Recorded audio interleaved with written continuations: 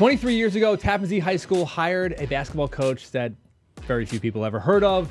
And here we are 23 years later, and he did things that nobody could have ever expected. George Gaine, over 300 wins, 4 gold balls, a state championship, and he changed his community forever. And he joins us here this week, and he's not just one of the most successful coaches in Section 1 basketball history. He's also probably one of the most fascinating and interesting and inspiring people I've ever known. And George Gaine, you're now the retired George Gaine. How are you dealing with that whole retirement thing so far? I got to be honest with you. It started out great, and I really miss the games, and I really miss the relationships that you had with the kids at practice. But I've come to the realization you can't have that without putting all the hard stuff in before that. And that's the stuff that I really don't miss, is getting up at 7 a.m. and doing all that stuff. And, I see Ryan McWilliams when I'm getting to work at 7:30, pulling a shooting machine out, covered in sweat. I'm like, and I felt like you couldn't have one without the other. No, absolutely. So you stepped down, you stepped away from coaching completely. Gina Marr at Irvington on the girls' side, she coached for 50 years. She stepped away. She also says the hardest thing is game day, that excitement you felt, that anxiety you felt, and no matter who she was playing, she always said she felt it. So are you going to games? What is your schedule now? Oh, absolutely. I can't get to every game. I get to a lot of them. Been to a few away, been to a few home. It's nice not having to be there all the time. My daughter has volleyball and stuff like that, so I get to that. But we get to a lot of the games, and what a job as Ryan McWilliams is doing. Unbelievable. You have to, though, as a coach, as somebody who cares so much about this program, you have to sit back and watch the way they're playing and think to yourself, like, wow, this is special, because I know you never wanted all the credit, but you see this team, like the year after you're gone, they still kind of carrying on the way you always played, you always coached. Ryan was one of your former players, but just the job he's done has been unbelievable. Undefeated, and there's obviously he's running his own race, Ryan. But I do believe that we both had, same core principles, and some things are the same. And I just love the way that he's got the guys playing defense. He's got the guys being unselfish. They're winning the glass. They're getting back in transition. And I think they're turning the ball over less than 10 turnovers a game. Yeah, I was at the Byram Hills game. I went down the road the other night to watch 25-5 at halftime over the two-time defending champions. And I'm thinking to myself, I'm like, this is unbelievable. And I had people in town who said to me, they're like, what makes TZ so good? I'm like, you really can't explain it. You have to go watch it. And so, like, people are watching this in the crowd, and just like their jaws are on the floor from Byram Hills, and they know how good TZ's been. You face each other over the years, but it's been pretty amazing. But I wasn't expecting you to say that you miss it as much as you do. Is there any decision, any thoughts about like getting back into it somehow? Yeah, maybe down the road. It's just every time you think about getting back in, you start revving up some of these emotions, and it started getting, man, I don't really miss that emotion of, I was always in fight or flight. Yeah. Like 24/7. I don't think that was good. No, I absolutely. And so we went to lunch last year. I went to practice over the winter break, and we went to lunch afterwards, and we hung out. You told me, this is going to be it for me. And I was like, right. Mm-hmm. Then you told me going to the playoffs, and then you told me in Binghamton after you lost in the state Final Four. And I still didn't believe you. I don't think I finally called you about doing like kind of like a story or breaking news about it for months after, because I just didn't believe it. When did you make up your mind? Well, it was probably like the year after we won the state championship. I was really, really thinking about it. And then, I had some guys there that, and you're always going to have guys, but I had some guys that I had since they were really young, had their brothers, and they were coming back, Jack and Tommy and those guys. So we came back the next year, and we ran it back. And I was like, all right, this could be, let's give this one more opportunity with these guys. And then they got hurt. Mm-hmm. Jack gets hurt the last game of football. Tommy gets hurt in our first scrimmage. Yeah. And then it was like, wow, to be honest with you. And then we just kind of, Xavier ended up taking the point guard. Yeah. He actually developed. So for that being then I had to stay another year because I wanted to get the band back together and just run it back with that group. Not because I thought we could win, just because I thought I really liked and enjoyed coaching that group. You are as identified with your school, with Tappan Zee, as Bob Cimino is at Mount Vernon, and Gina Marr is at Irvington. But you grew up down the road at Pearl River. Did you ever think to yourself, like, I never imagined that all the success I'd have as a basketball coach or doing anything would be at TZ? No, I never did imagine it. I mean, I started out, I was in college. I always knew I wanted to be a coach. And I kind of got into teaching because of coaching. I know that sounds really bad, but that's what happens when you're a young guy and that really wants to be a coach. When I was a junior in college, I would walk up to Fieldston High School, and I volunteered. I was helping out with the varsity team. This was between classes. And they said, hey, we have a JV boys job opening. I said, all right, I'll take it. Yeah. And at the time, I'm coaching JV boys. I'm taking 15 credits, and I'm thinking, Fieldston High School in the Bronx. We're playing Riverdale Country. You were in college and coaching? Coaching JV boys basketball. Wow. Okay. Definitely did those kids a disservice. I really, I'm sure you didn't. No, I just was like, we're going to play hard. Yeah. And long story short, I didn't know all that it entailed. And the next thing you know, we get the schedule. I got class at 6 o'clock, and I'm on a bus going to Dalton in New York City. I talked to my professors. I said, guys, listen, I signed up for something. And they were so great. Yeah. They were like, you're a phys ed teacher that's actually going to go out there and coach JV basketball and put yourself out there. This is what you want to do. They were so flexible. And I look back on that, but it was a great experience. And that kind of got me on the path of like really wanting to be a coach. Who did any coach you have growing up? Like, did anyone you like draw on any sort of experiences you had, or is this kind of always something you've, all the things we're going to talk about, but your philosophies as a coach? Yeah, I always wanted to be a coach. Yeah. I grew up in the Bronx. Went to St. Gabriel's. I had some great coaches that were city high school basketball players. They were young. They made a great impact on me. I lived across the street from Manhattan College. I grew up going to the games. I grew up rebounding for some of the players there. I actually saw Tony Bennett when he was in college make 7 threes, and it was like, wow. Oh yeah, it was I became a Tony Bennett fan just watching him in college. And the whole environment that I grew up in was basketball, and it was, going to the park and just. You leave the house when you lived in the Bronx with a stickball bat under one arm, a basketball under the other arm, and you're out all day. So sports are always a big part of my life, and I always knew in some capacity I wanted to coach. So you go into coaching, you get hired. So you were an assistant coach at Pearl River, am I right? I was a freshman boys coach, assistant. Who was the staff? Tell the people the staff. So I was a freshman boys coach at Pearl River with Coach Damon O'Keefe, who's, he's obviously what he's done in soccer. Yeah.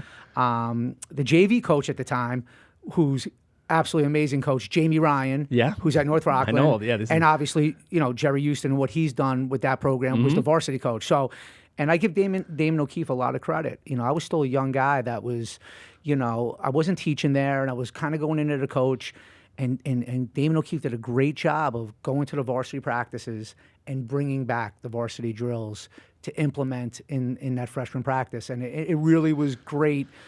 Great experience all around. It was a great experience. That's an incredible. Do you ever look at when the NFL they show Mike Holmgren coaching trees or Bill Walsh, and you're like, hey, that's basically the same. We were like the young Sean McVay, basically.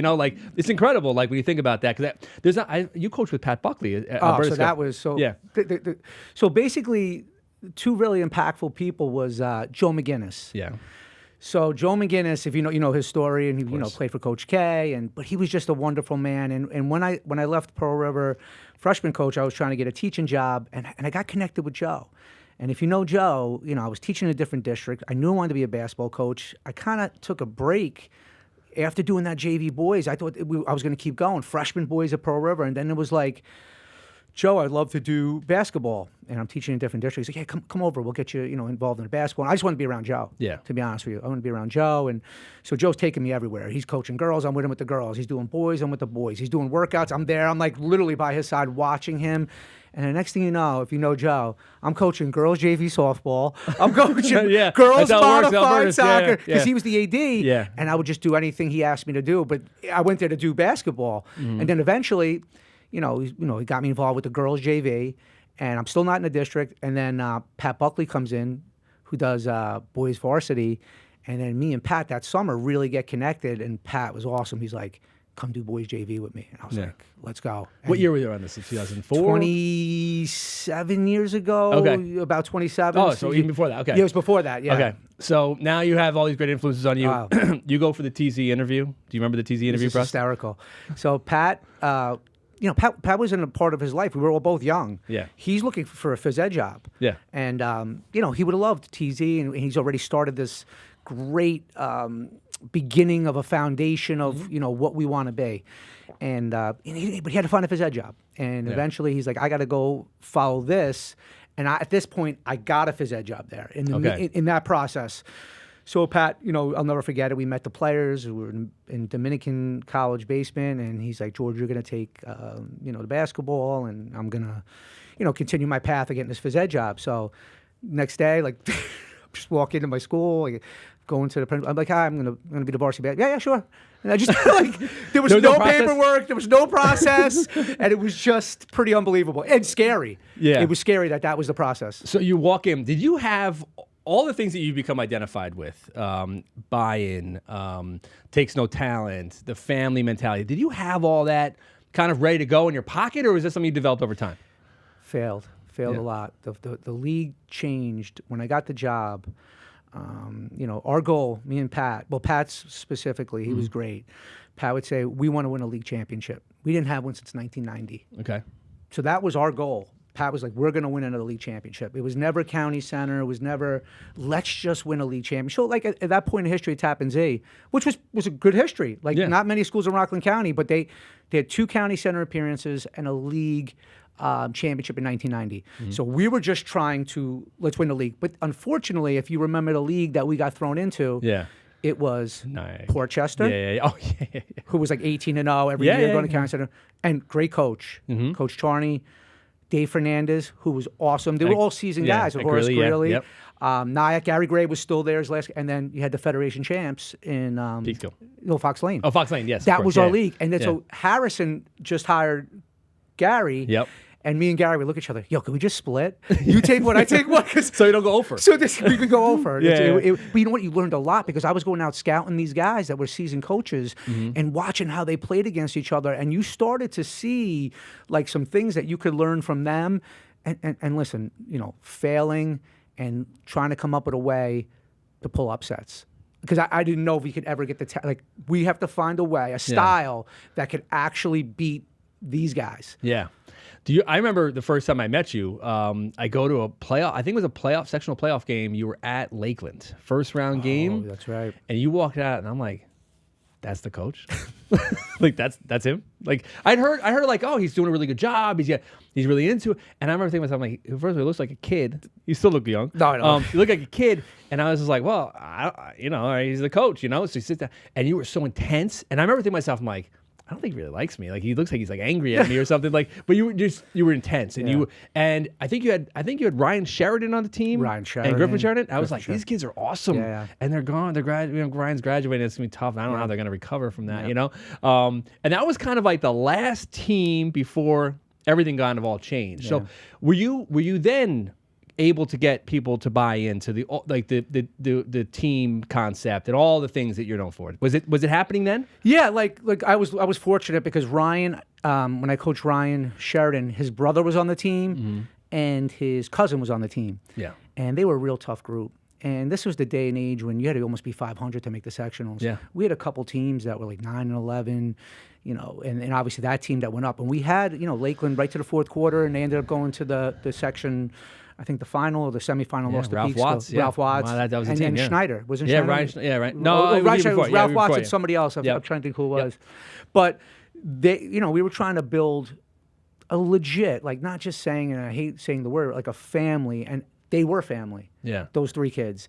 And they reminded me a lot of myself in terms of when I was younger. I'm not that far removed from them at this point. And like that blue collar mentality. And then you started to see like we can do something here. But I look back at those years, and that team was so good. And Pat Casey actually got hurt, got sick. He was on first team all county. And we had something really brewing there. And then, but then then you learn like through those failures, and I consider them failures, not the kids' fault. I take Yeah, of course. When you reflect back, I'm one of those guys like, what do I have to do more? I would never leave a season and go, oh, well, the kids have to. I always had to do more.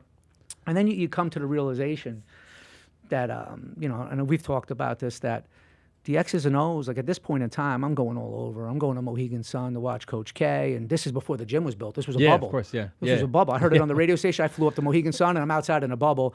I'm going to college practices, and I knew I had to just, in my mind, be the best I could be in X's and O's. Yeah. And then you realize, like, then let's talk about coaching. Like, like the idea that we all grew up as young coaches, all the guys, we thought it was getting that press break or getting that special set. And then you realize that that's the bare minimum. That's the requirement of a coach. And then coaching really begins. How can you get in there with a kid and challenge him to be the best he can be? And to me, I told the young coaches that I'm fortunate enough that played for me is that be the best as at X's and O's, and then let's have a conversation about coaching. Yeah. And you believe that. And when did you start to feel the success? So when did you really start to say, like, guys, this is never going to work at the level. We're not going to win a league championship unless we have this complete buy-in. Because people don't remember this. Like, 20 years is a long time. And you maybe didn't get the full buy-in. I don't know exactly what it was, but what was holding you back, and when did you feel like you had it? Well, first of all, I didn't know how to put this in a form. Like, I was trying to figure out how to put this in a form. And, I'm sitting there, I'm just reading everything I can and thinking about everything I can. And so we created this thing. It was called Uniform Night. And I know now, a lot of people I talk to have started to try to, it's nothing made up, but it's something that I try to kind of develop. I wanted the kids that got a Tappan Zee jersey to say, this means a lot.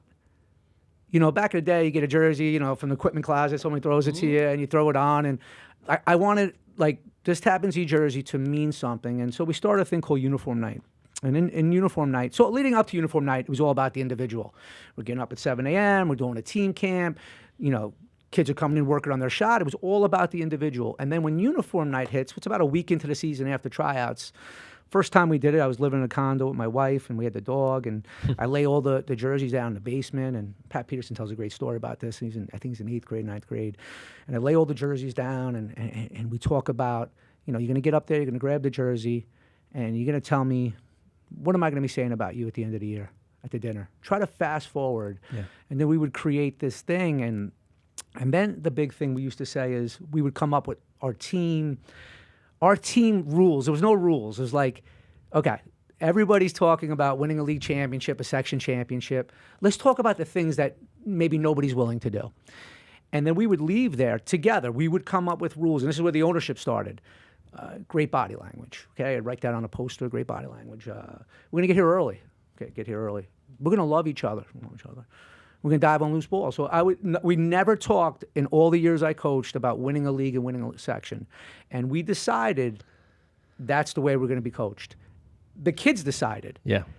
So we made a deal, and sometimes I would bring that poster. They would sign it, and it would be in the locker room. And I'd always reflect back of, this is your team. You don't work for me. I work for you. And we created this ownership. And I think when they took ownership of it and they decided what they wanted to be, and I used to tell them all the time, it's like, guys, I had my time. Mm-hmm. I rolled the dice. Your parents had their time. They rolled the dice. This is your time. And you need to make the decision of what you want to be. Because in a world where we got so much stuff coming in on us, I wanted to do what they wanted to do. And if they turned to me, hey, coach, we just want to have fun. Yeah. I said, you got to tell me, though. Yeah. And I tried to hold them to that standard. Absolutely. And they really, I think that 2009, 2010 group, I mean, rewinding a couple of years, that was the group that's really bought in, right? I mean, they were the one that was family, right? That was the one I really felt. I hear all the time, everyone, family on three, 1, 2, 3, family. You get the hand in, and the kid does it. Does it drive you crazy hearing that? You know why? Because the team that we started this, we used to get snickered at. Yeah. Like, we were one of the teams. There was a lot of teams. I'm not saying we obviously Duke. Yeah, of course, yeah. But we get, like, snickered at, like, family. And there was times, Kev, we didn't, I got turned to a team 3 years ago. We're not saying family. Sometimes we wouldn't say it till 6 weeks into the season and I said, we might go all season. Some things had to be done that you guys had to interact a certain way. And prove to you. And prove to me and each other. Yeah. We just didn't throw it out there. So family means that. The word family means that much. So again, you see family on shirts and all stuff, and you don't say anything, but you kind of know that that's not real sometimes. Because 100%. Yeah. Family's got to be a tough. I mean, obviously you grew up. You had tough growing up, right? Yeah. In terms of family, lose your parents. Yep. You have your brother, he's Sean. great, isn't he? He's the best. Now, wait. By the way, I just said he's the best. I just heard 100 refs and people from over turned it off. They closed the computer. They turned the phone off. So man. Sean, if you don't know who Sean Gaine is, George's brother, he is the best. Yeah. And I learned a lot because I say this about people. I say you don't like his sideline antics. You don't like him yelling at you. But let me tell you something. You need a Sean Gaine in your life. Yeah, you do. Everybody needs one. You do. Yeah. And I think to myself, like every once in a while in your life, you're gonna have to roll up your sleeves for something. Yep. And that dude's gonna be there, Yeah, right? He's always been there, right? He's always been. We're, my mom was the best. She used to say, she tells us all the time to me, my brother and sister. She's like, "You're all you got. Blood's thicker than water." And she was like Irish Catholic, but she was always, and I'm so glad that we were able to keep me and my brother and sister super close. And he lives in the community now, and yeah, he's been great. And he used to, like, when I first started coaching, he's out there working out with the guys. Yeah. He was, banging them in the post, and he's always been there for me. I gave him, when we won the state championship, I gave him a medal. Yeah. And he's been great. I'm sure that meant the world to him. He didn't like me either when he first No, met me. well, he's got to check He's everybody like, out. I don't trust this guy. I don't know who this guy is from Westchester. Likes Peekskill. Yeah, so that's why whenever somebody like says like all the family stuff, and I say, well, if you know George, like what he's been through and his family and how it's genuine. You wouldn't throw the word around. Sometimes you don't get it till 6-7 weeks, and we might go a whole year until the end. Yeah, it's something earned, and I think that's what it means more. So let's talk about the 2009-2010 team, right? So it was like this. Here comes TZ. You guys should have lost it to Rye in the section quarterfinals. Yep. Am I right? You guys were down in that game. You were down like 17 points or so. I forget. Like so we're down 17 to Spring Valley. Walter Panis. Oh, Walter Panis. Yes. Came back and won. Yeah. And it was you get your home game to go to the county center. We were fortunate enough. Rye upset somebody. Yes, that's right. Yeah. That allowed us to be home. Yep, and they had their chance late in the game. Yeah, well-coached team. And they had their Chris Cintio was a coach. You beat them, you go to the county center, and you probably felt yourself like, well, this is it. Yeah, this is it. You guys went there with a purpose. Yeah. Tell me about that team and just like the drive and the Mohawks and the whole buy-in. That was a true buy-in. Yeah, that was a special group, and I told them if they got to the county center, and we were still young at some spots, and you can't be just good. Yeah. You got to be lucky. You got to be, and there were some great teams, and I'll go back before that. There was two things we did, and this is gonna sound pretty crazy, but since we only been to county center twice in school history, and we were knocking on the door that one year at Lakeland, I thought it was one of the hardest things you can do. I always believed being one of the last four was the hardest things you could do, because I was watching teams that were the favorites that would get knocked off to be the last four, and I always felt like if you're one of the last four, then anybody can win it. Yeah. But I felt that was the hardest thing.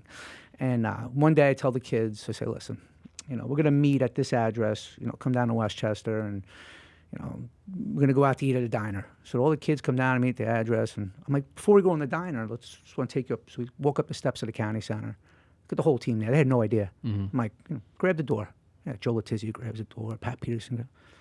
I said, you can't get in there. The only way you can get in there is by winning. Yeah.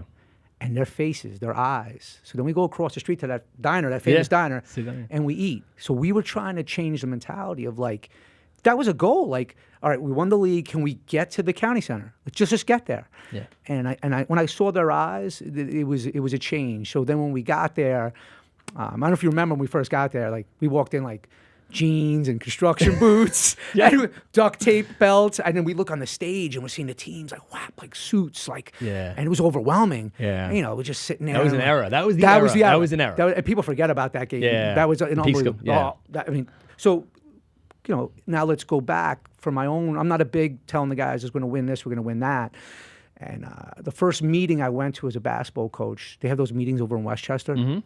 I got talk about intimidating. And you were representing Rockland, right? Or no, this was just my first year coach. Yeah. And I go in, and all the groups are out there, and these seasoned coaches, and all I know is it's like the kid in high school nobody wants to talk to. Yeah. So I don't know anybody. I just got hired. I just told my principal I'm the new coach. Like, yeah, sure. Like, so now I have to show up at this meeting. I don't really know anybody. So I grabbed this packet they used to give you. So I grab this packet. I go in the back, literally in the back, and everybody's circles doing their thing, and I go through, and I'm looking at the section champions. I was like, Peekskill, all the greats, Mount Vernon, Peekskill. It was like Peekskill a lot at one point. And then I write a year in, and I write in pen, Tappan Zee, because I needed it for me. I just needed something because I knew there'd be some hard bumps. You saw the packet? I got to look for it. All It's right. a true story. That's and I awesome. wrote that in the back, and I just wrote it in pen, but I like skipped a couple years. It wasn't Yeah, like yeah. the next year. It was Yeah. like, I just needed that for my own mindset. And then when we got there, obviously, who did we play the first round? Was it Peekskill? Peekskill? Yeah. So I turned to Dan Lenahan and Jimmy Gerasimo and Chris Rastelli, who is an unsung, I hope we Totally. get a chance to talk about an unsung hero in our program. Yeah. Ryan will tell you that. I'll tell you that. And so he walks the kids by the goal ball and he has them look at it. And next thing you know, actually, it was a guy in front of me. While this was going on, the guy goes, "The hell is Tappan Zee? Is that a bridge?" It was like literally in front of me. I was like, "This is unbelievable." So I turned to Dan Lenahan and Jimmy Gerasimo, two of the best guys ever, always had my back and great coaches. And I said, "Hey guys, we sit there, put a piece of gum in our mouth." I said, "Let's enjoy this. We might never get back here. Let's really." The next thing I know, I'm like, "Jimmy, get the gum out of your mouth. Get into this game." I was like, that was 7. I'm like, I thought we should just enjoy it. No, you're there to win. You're there to win. You beat Yeah. Peekskill, and then you play Spring Valley. You beat them for a championship. Yep. Do you still, I mean, you've won a lot since then. Do you still kind of have that feeling in your stomach? You still think back to that moment where you're just like kind of in a little disbelief? Yeah, when I get the butterflies, it's like I always tell the guys, it's like, we've been involved with some serious upsets. I mean, at that point, Peekskill was, they had Brickhouse and Bradshaw, and Ralph Watts. and they won 2 years in a row, 3 years in a row, yeah. 3 years in a row, and I just, I couldn't believe that. And then it was so crazy because I think Dave Grenier, somebody grabbed me, he's like, "You still have a game tomorrow." I know. Or the next day. Yeah, I was yeah. like, because we were so excited. And then you saw all the teams that like clapping because I think we could beat TZ. I didn't think we could beat Peekskill. So people were kind of people will love that people you were won. excited. The next team. So then you go on, win the gold ball. Yeah. Next year you come back, you lose in the semis to Pearl River. Yeah. It was a tough one. And They did a great job. That they had also had a really good team. Houston, Luke he Houston was awesome. Luke Houston was a phenomenal player. awesome. Really one of the more underrated players. Yeah. Then you come back the following year, and that was just like this unbelievable team, this unbelievable group. They were kind of, they had the high, now they experienced the low. You go win the gold ball, second time in 3 years. It just felt like movie. You go to Jamesville-Dewitt, and it's just like, you're never. So I love this story. This is my favorite story. I go to your practice the week you're going to the state Final Four. You had lost to Red Hook 2 years earlier. You got blown out, but they were awesome. They were really good. Awesome. They were really good. Then you get through, and I'm like, wow, they're gonna go to Glens Falls. TZ and Glens Falls. Doesn't How make amazing is that? So then I go to practice, and I'm like, well, listen, Jamesville-Dewitt, the dynasty of New York State basketball, one of the great eras, 4-time defending. I think they're 4-time state champions or 3-time state champions, and they had DeJuan Coleman, number 1 recruit in the country, going to Player of the Year. Yeah, Gatorade Player of the Year, Mr. Everything. He's 6'10". You had nobody over 6'3", 6. Well, you had Derek Casey, but you had really no like real size. They can totally match up with him and the whole team they had.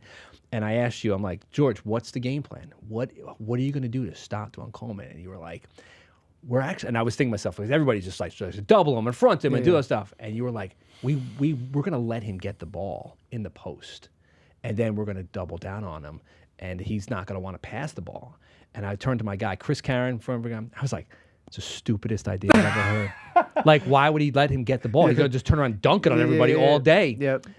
And greatest upset in New York State history. I think so. You beat him. I think so. I think so. It's one of those. I mean, The game plan worked, too. It also worked because Pat Peterson played the greatest game I've ever seen. Phenomenal. And there's a great story behind that, too. I think we had it within 8 in the first half, and we were tripling the post. We were digging. It was like the old Dick Bennett defense. We were doubling from the high side. We had to leave one guy. He never knew where it was coming. No, we were just always mixing it up. And I felt good because we had practice in the local gym. Yeah. And when they were going up and down, they were doing the game plan. They were like doubling and tripling and the whole nine. But, funny story in that is, we went there to go and I was talking to coaches from all over, and everybody's like, "Hey, you're gonna zone them, right? You're gonna zone them." I'm like, "Nah, we're gonna pick them up man to man." They were like, "All right," and just started walking away. People laughed at you. People laughed because we saw tape. Mount Vernon probably laughed. Yes, yes, that's who it was. Yeah, we saw tape on. And Coach Rastelli found the tape. He went and scouted them. He's the best. Mm-hmm. And we're watching these teams play 2-3, and he's just literally pinning the middle of the 2-3 and just scoring. I'm like, we can't do that. Yeah, we just can't do that. And then at halftime, this was one of my favorites. So Pat actually had to guard Kavanaugh. Yeah, when they're playing for the Utah Jazz. Yeah. I mean, they were ranked nationally. This team. I don't think this was just like no. They were unreal. So Pat takes Kavanaugh, and he's so committed to guarding him, and it's about a 7-8 point game. I think it was 8. Yeah. And I was like, we're playing good enough defense to win. I said literally to Pat, This is how unselfish the kid was. I think he's got 2 points if he has that. I said, Pat, if you don't start scoring, we're going home. Yeah. He looks at me and goes, Coach, I'm playing my tail off. I said, I know. I just have to let you know, if you don't start scoring, we're going home. He put up 7 threes in the second half. Yeah. Joe Letizzi's From defense. like half court. From half court. Yeah. It was like the usher grabbed us when we were walking out. He goes, that's like one of the greatest performances. It still is. Still is. And Tyler Cavanaugh, I told you the story. I texted you I was in Utah, my family friend, visiting him, who played for the Utah Jazz.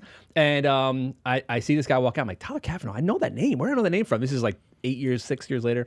And I realized who it was. He played for Jamesville-Dewitt. And I went up to him, I said, hey, Tyler Cavanaugh, are you the Tyler Cavanaugh played for Jamesville-Dewitt? And he looks at me and goes, yeah. And I said, I'm actually from New York. I live downstate. And he goes, don't tell me you're from effing Tappan Zee. That's great. That's great. And I'm sure he still feels that way all That's these great. years later. It was awesome. So then, you guys, you lose the state championship. But devastating. Devastating. I cried. Like Mr. Peterson Graham, I cried. I cried so hard because they gave so much.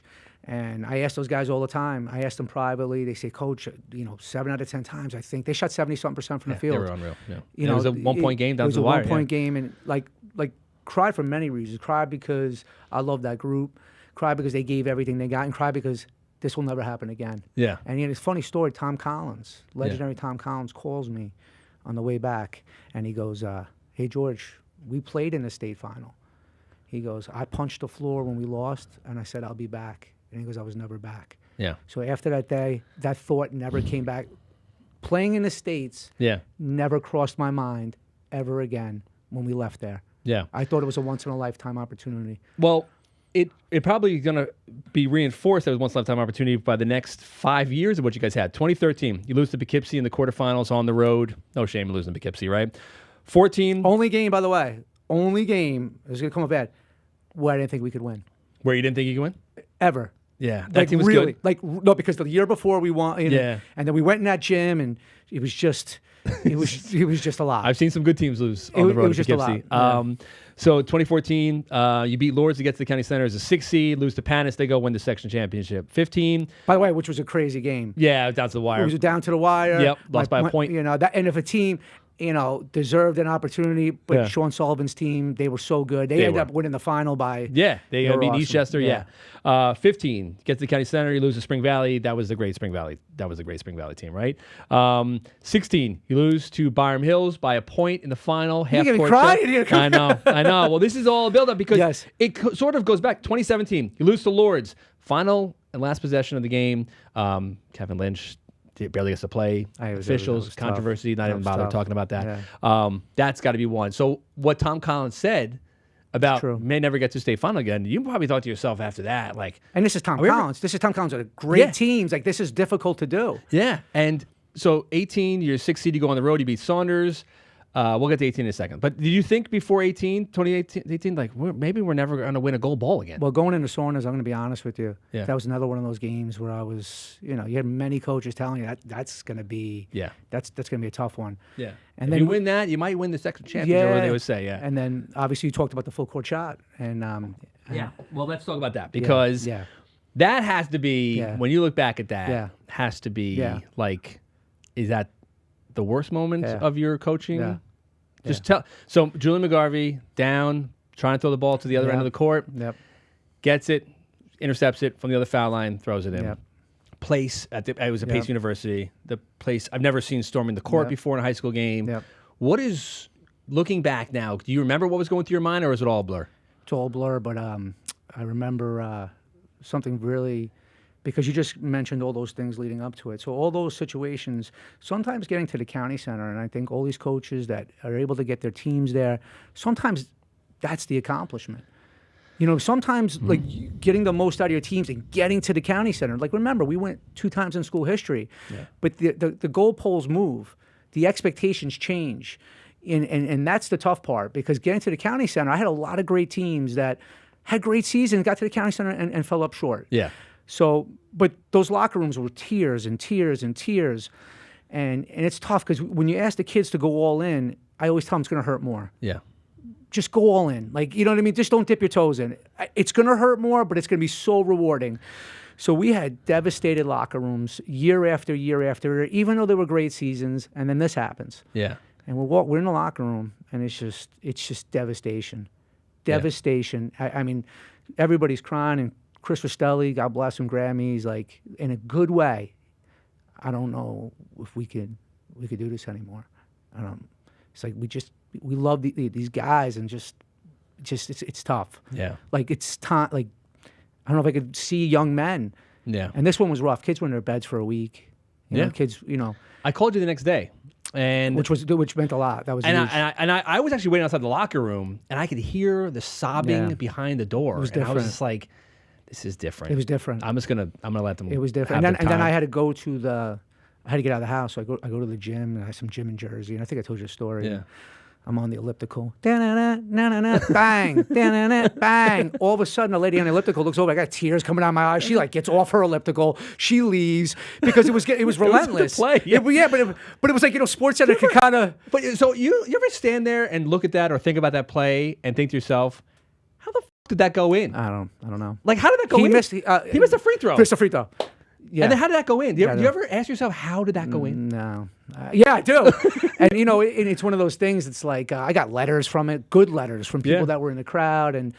But it was honestly, and I said this multiple times, and I know we'll get to it. Yeah. What Sean Berrigan and those guys did, that group, that took a lot of that. I mean, I don't know if I'd ever, because the Danny Lenahans, the Ozias, they worked so hard to beat that Saunders team at Saunders, who I really thought was just the team of the team. And it was at Saunders, and I'm like, we're right there. We had an N1, we scored, and it's just, sometimes you can't just be good. You got to be lucky, too. The next year, you come back, Poughkeepsey was awesome. You guys are 23-0, but they were so good. So good. They go on to win a state championship. They won a state championship. Yeah, Cody Moffitt was. And it was pretty good. It was a good game. Cody's a great coach. Game at pace again.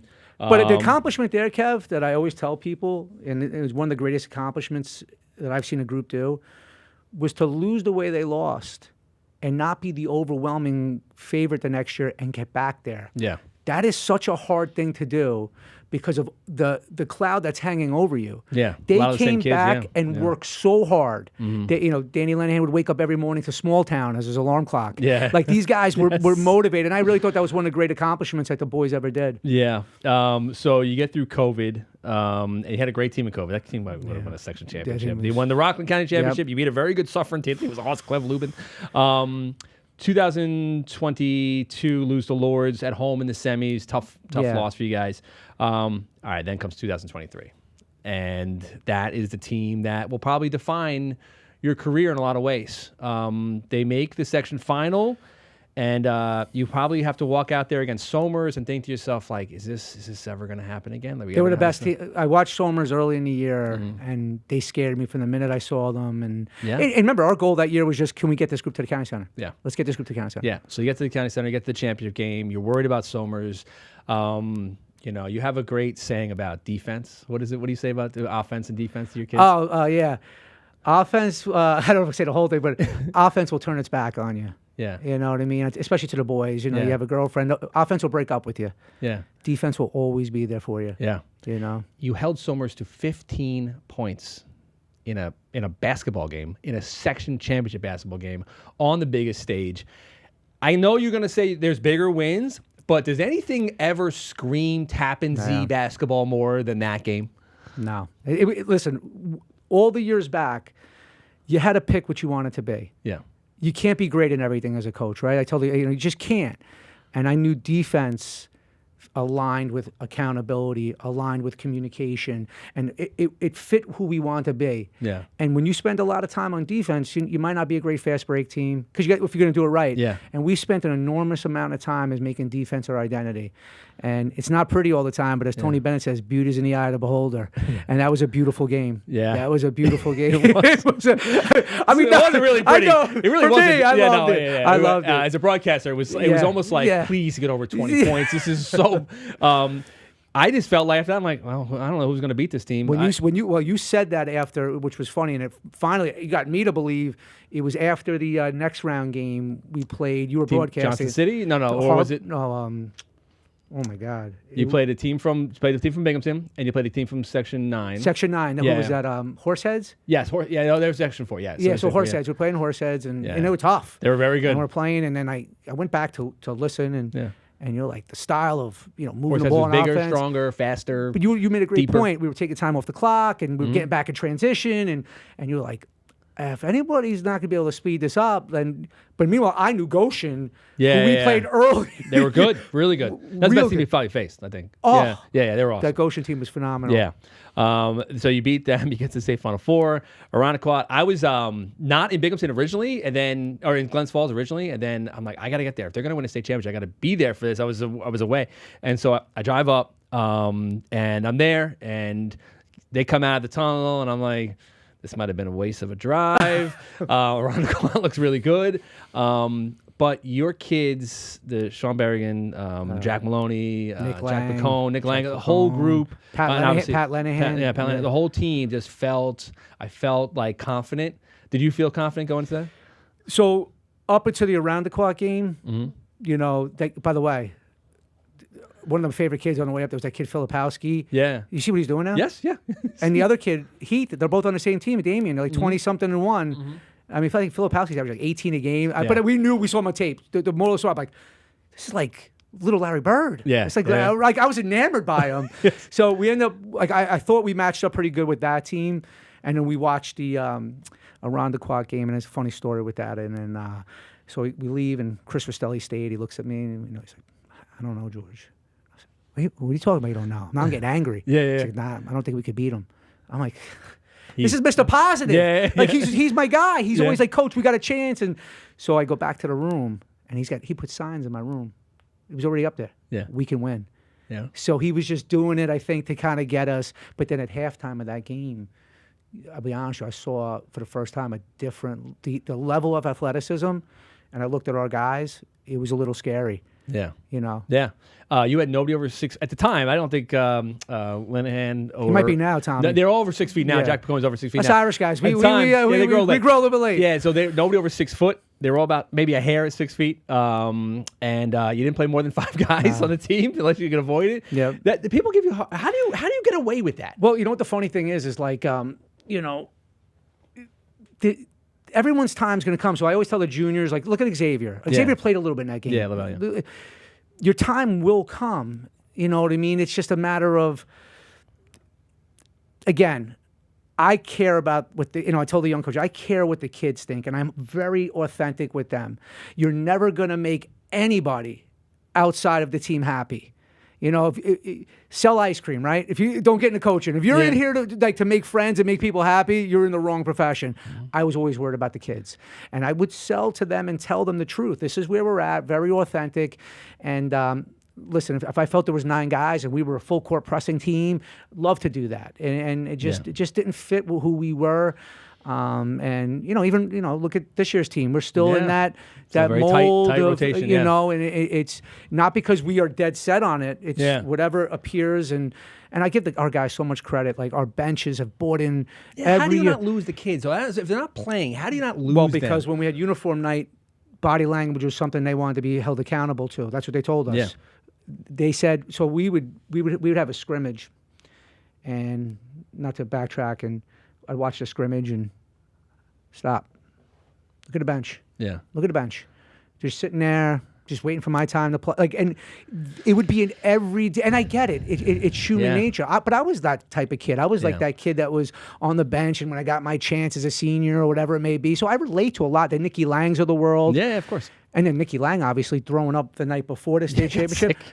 And listen to this. The thing I'm least expecting to hear, and I'm going to be completely honest with you, I'm walking out, I look at his mom and dad, I got my head down, they go, he's playing tomorrow. I go, what? Yeah. I go, I thought he'd be getting airlifted to Nyack. I'm like, you guys are going to... He was very sick. But very the sick. parents are like, he's playing tomorrow. Yeah. And I was like, wow. What's crazy, though, is like, okay, so you get the kids to buy in and even if they're not going to play, but I'm a parent. Of course you would. I am too. I would I'd be frustrated. I wouldn't be upset or angry. I wouldn't hate you, but I'd be frustrated. Rightfully like, so. oh, this is a good moment. Rightfully so. Like, give them a chance. So how do you deal and with you're parents, not and wrong. what do you tell your kids? Because like every kid goes home. They're not TZ basketball players 24 hours a day. Yeah. So when they go home, how do you get them to not listen to the most influential people in their life? Well, I think part of it is, let's be honest, right? Your parents love you. they're telling you to shoot every time, they're not wrong. Like, they love you. They're looking at an 18-year-old kid as their baby, Yeah. you know. And I didn't really realize that till I became a dad. That bond and that experience of you and your child. But when we get here, let's just make an honest, authentic. Let's be honest about where we're at. But I always try to say your parents love you and they're not wrong. I'm just trying to create in between the lines. Every decision we make is for TZ basketball. Outside the lines, let's go talk. What's going on in life? You know, just tell me anything I can do. And I try to make that differentiation that in between the lines, I have to make decisions based on Tappan Zee basketball. And then not easy, not fun, you know. And I give our guys a lot of credit. I really do. And the kids that were underclassmen, it made it easier because I said, your time will come. It will come. Just but be positive because you're going to want someone to be the same for you when you become a senior or you become a junior. Yeah, you talked about your daughter Brielle. She's in 8th grade now. 8th grade. 8th grade. How's she doing? Obviously, people in the community, people outside the community know what she's been through in life and just how tough she is and how much tougher she's probably made you as well. Tappan Zee community, like I couldn't have picked a better. You know, it was tough. Like when we were looking to move into a community, it's like everyone was like, you cannot coach and live in your community because, you know, every community thinks like their issues with their coaches. Yeah, it's everywhere. Everywhere. It's all the same. I mean, all these guys. It's everywhere. Yeah. It's no dirty secret. Like it's like whatever was going on here is going on everywhere. So, you know, but just seeing the kids that graduated Tappan Zee and see how they treated other people. I just wanted my daughter around those boys. Just they're great. They're just great kids. And it was the greatest decision I ever made was that, yeah, you're going to take some bumps of the road being a teacher and a coach in the district, but the community has rallied around my daughter. They just did another CTF. I mean, there's parents working that.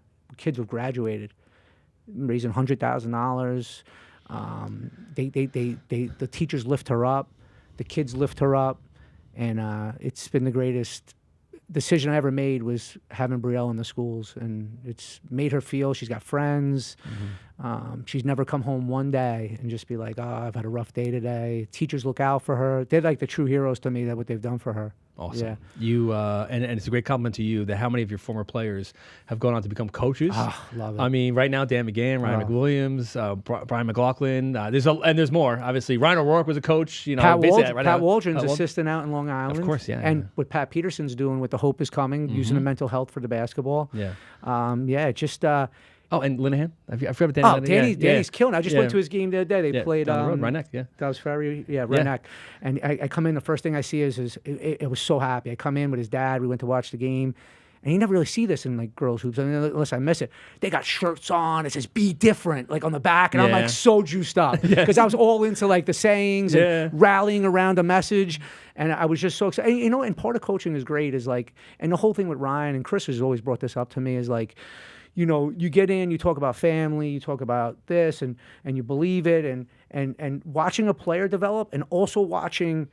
You know, Ryan went to phys ed. You know, Dan Lennon went to phys ed. Dan McGann went to phys ed. That's what I do. Yeah. That's what Chris does. They followed you. Us. Yeah. And of course. The impact of like coaching and watching a kid go from freshman to senior year, now watching guys become coaches, I think it's all part of the same thing. Yeah. What advice do you give them? Do they ask you for advice? You know what? What advice would you give any coach just starting? A young coach that would start today, me and Andy Domenico, we sit down, we talk about it. You need to survive before you thrive. And what does that mean? That means you're going to have a core, your non-negotiables, your core principles, what you want to do as a coach. You have to implement that, right, by surviving, because you're also a first-year teacher, right? You're also in a world where you have to survive. Let me build this slowly. This is a marathon, not a sprint. And by the time I'm adjusted or into my school and I feel very, you know, tenured, whatever it may be, you know, and then I could start really implementing. I've laid the foundation in a good way, and now let's implement it. And the ADs that these guys have gotten are phenomenal. Yeah, they've been fortunate. And so have I been. Like, so the ADs that these guys have, they're very fortunate, and I think it's a marathon, not a sprint. Survive before you thrive, because you can't come out like I did, or you know what I mean, because it's difficult. Andy Domenico, transformative coach like yourself. You guys have a special bond there. I think it all. Obviously, Bill Pill is fantastic. Started with Liam Frawley in a lot of ways, and what he did, and just kind of how he let you guys kind of make your mistakes Yep. and have your failures Yep. and still, kind of let you be who you are. And he's obviously been an influential person for all the people in your building. And is And so let's end this with a little fun here. 22 years of coaching. Let's pick your all-time TZ basketball team, starting five. Who would you want to? I'm expecting you to say no. No, I can't do You that. can't? I can't do that. You want to hear mine? Yeah, go ahead. All right. All right. You got to start Pat Peterson. Yeah. Pat Peterson's just the big game potential. If you were going to drop a play, you had every single kid you've ever coached, and you could drop a play for one kid. You got to be Pat, right? I'm not saying he's not the best, but he's the guy, right? You need a big man. Give me Kevin Lynch. Phenomenal. He was so good. And talk about a kid who waited his time. And we haven't had a ton of big guys. No. So for me, the big man, because of how versatile he was, Billy O'Shea. Billy the lefty. Billy O'Shea didn't like me either. He ran from interviews. What did Teddy Reaper say? He's like, we know he's going left, and we just still can't stop him. Exactly. Billy O'Shea. Now this is where it gets tough because you have Linehans and Lavelle's and McWilliams's and McLaughlin's. McLaughlin's. Give me Sean Berrigan. I just think it was hard with him and Maloney, but like the leader. A leader, just a pure leader. Like, give me front line of the military type leader is Sean Berrigan. Like, to me, that's Maloney had some state run though. He did. He was the play tough. he made on the free throw when he missed the free throw and all his four Ironica kids, because I didn't expect him to miss because he didn't miss free throw, and he just goes in, layup through them all, smallest guy out there. That was like a trademark Tappan Zee play. But to me, I don't know if you've had a better defensive player than Jack McComb. Then he's my fifth. So all those guys, everyone's gonna hate me. Guys, by the way, if everybody's watching my team. That's Kevin Devaney's team. Yeah, and I hate not picking anyone before the 20, because obviously Sheridan's and KC were great. So I'm gonna do the kind of the modern era, but that's a tough five to pick. Can I throw some junkyard dog guys out there? Yeah. I have a lot of junkyard dogs. Yeah, let's do that. So I have a junkyard dog guys that would never really got the accolades. I'm gonna miss a lot of them. I'm gonna start Nicky Lang's. Mm-hmm. John Weisberg's, Billy Alexio, Dan McGann's, Eric Casey's. I'm missing. Let's throw Joe Letizia too. Joe, listen. Yeah, no, Joe Letizia without Joe Letizia. All you coaches out there, it was the best decision ever made. Joe Letizia in 8th grade was sitting in just like this with Kevin, and sitting in a chair, and he slouched over, and I said, I don't know. I feel like I got to bring you up. Yeah. But you're in 8th grade. And he sits down, slouched in a chair, looks me right in the eyes, and he goes, I'm going to give you everything I got. I call his dad, who's a barber. Yeah. Talk about blue collar. Yeah. He's like, what's up, coach? And I'm cutting hair. I'm like, yeah, do whatever you got to do, coach. Like, he's like, bang. Next day, I'm up in the building, and I tell the young coach a story all the time, not to go off topic. Yeah. I go, and I'm walking in my building, the school that I work in, to get paperwork, and I hear some father yells across the hallway, I don't believe in bringing 8th graders up. I was like, oh, I'm like, this is. In your defense, Joe Letizia looked like he was 24 when he was in 9th grade. The guy from we were shaking hands and the original Unk. Yeah, the guy from Portchester shook his hand. He goes back, goes, what grade is that kid? I go, Shorty's like a grown man. He had like chest hair and like a 30-pack. Yeah, and, he was good. But you do all this career that you've had. No Division I basketball players. Very few guys over 6'1" on a good day. You just kind of did it all this time with just this philosophy, right? All these philosophies that you've talked so much about over the years. You ever think about going like on like a tour and talking to people and coaches? I would love. The young coaches are the ones I'm most worried about, and I hope the ADs are too, because it's getting the high school experience. I really think if we don't really just get behind them and and help them build a program, I don't know. It's going to be hard to see young coaches last 10, 15, 20 years. Yeah. It's very difficult, and I think we really need to support them. And I think, I'll leave it on this. I know we got to go, but the most important thing as a coach, if I was talking to a young coach, we talked about, I play for this team, I play for that team, I play for this team, and all you're seeing is highlights nowadays. You're not seeing, like when I see Kevin Devaney made a 3, I didn't see the hours you put in on TikTok to get that. If you can convince, and this is the truth, I believe this is the truth, that the team goals are more important than the individual goals. If you put those first, the individual goals will fall to you. They'll absolutely, Sean Berrigan, first team All-State. because of what we were able to do. If we ended the first round, it never would happen.